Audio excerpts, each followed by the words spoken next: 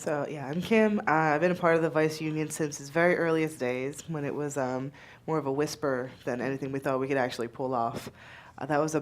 We organized in, I think it was, I'm gonna get the month wrong, so I'm not gonna even try. But back in 2015, we got recognized basically immediately, and ever since we really haven't slowed down.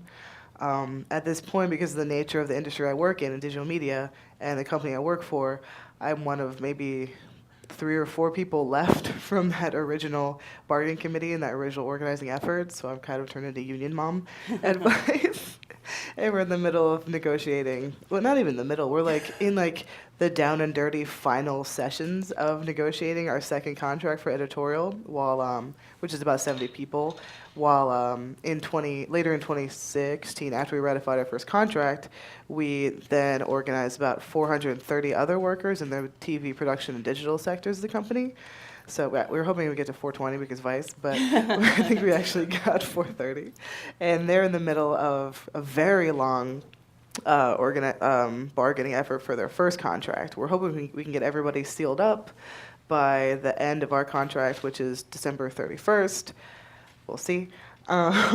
In addition, I am on the council for the Writers Guild. I got elected last year or so. I think it was last year, right?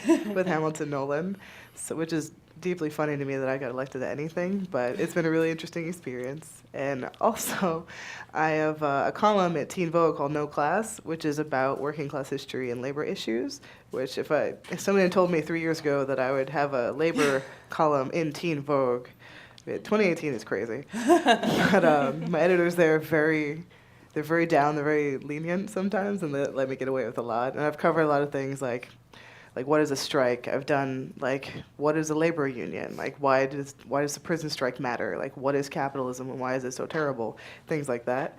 And it's gotten a great response, and people seem really interested in the fact that Teen Vogue is running this kind of reporting because traditionally speaking, young people, and especially young women, are thought to not care very much about politics or think about anything but pretty dresses and boys, which is clearly not true. 3 years ago, when we negotiated a contract, our primary concern was money. Like workplace culture and things of that nature, that was secondary because we were so broke. And that was just all we had in our minds, because 3 years ago, the world was a lot different. And now, our current contract, there's been so much attention paid and so much care put into crafting language around workplace culture, specifically gender pronouns. We just want a really, really incredible transgender healthcare benefits package.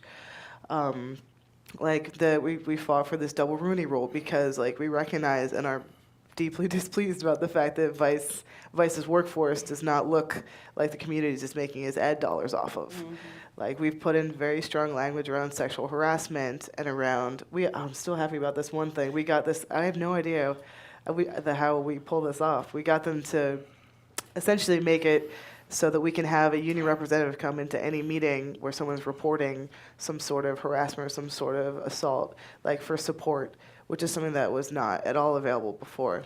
All of these broader issues that we're dealing with, there are ways to bring those into your contracts and bring those into your organizing and bring them into your union and focus on them and just be this is important.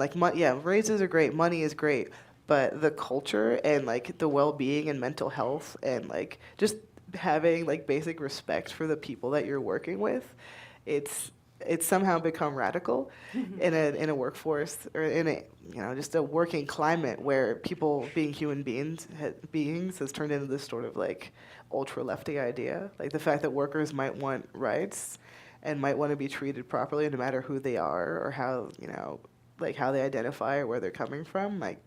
It's not that radical at all, but once you go into a bargaining session, hey, we want you to put in writing that you're going to respect people's gender pronouns, you're going to actually try to interview people who aren't white men named Chad.